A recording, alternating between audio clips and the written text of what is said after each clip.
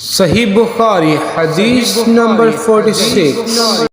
ہم سے اسماعیل نے بیان کیا، کہا مجھ سے امام مالک رحمہ اللہ نے بیان کیا، انہوں نے اپنے چچا ابو سہیل بن مالک سے، انہوں نے اپنے باپ مالک بن ابی عامر سے، انہوں نے طلحہ بن عبید اللہ سے، وہ کہتے تھے نجد والوں میں ایک شخص نبی کریم صلی اللہ علیہ وسلم کے پاس آیا، سر پریشان یعنی بال بکھرے ہوئے تھے، ہم اس کی آواز کی پناہٹ سنتے تھے اور ہم سمجھ نہیں پا رہے تھے کہ وہ کیا کہہ رہا ہے، یہاں تک کہ وہ نزدیک آ پہنچا۔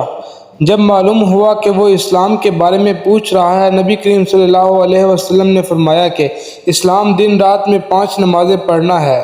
اس نے کہا بس اس کے سوا تو اور کوئی نماز مجھ پر نہیں۔ آپ صلی اللہ علیہ وسلم نے فرمایا نہیں مگر تو نفل پڑھے تو اور بات ہے۔ نبی کریم صلی اللہ علیہ وسلم نے فرمایا اور رمضان کے روزے رکھنا۔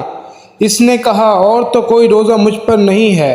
آپ صلی اللہ علیہ وسلم نے فرمایا نہیں مگر تو نفل روزے رکھے تو اور بات ہے۔ طلحہ نے کہا اور نبی کریم صلی اللہ علیہ وسلم نے اس سے زکوٰۃ کا بیان کیا۔ وہ کہنے لگا کہ بس اور کوئی صدقہ مجھ پر نہیں۔ آپ صلی اللہ علیہ وسلم نے فرمایا نہیں مگر یہ تو نفل صدقہ دے تو اور بات ہے۔ راوی نے کہا پھر وہ شخص پیٹھ موڑ کر چلا، کہتا جاتا تھا قسم اللہ کی میں نہ اس سے بڑھاؤں گا نہ گھٹاؤں گا۔ نبی کریم صلی اللہ علیہ وسلم نے فرمایا اگر یہ سچا ہے تو اپنی مراد کو پہنچ گیا ہے۔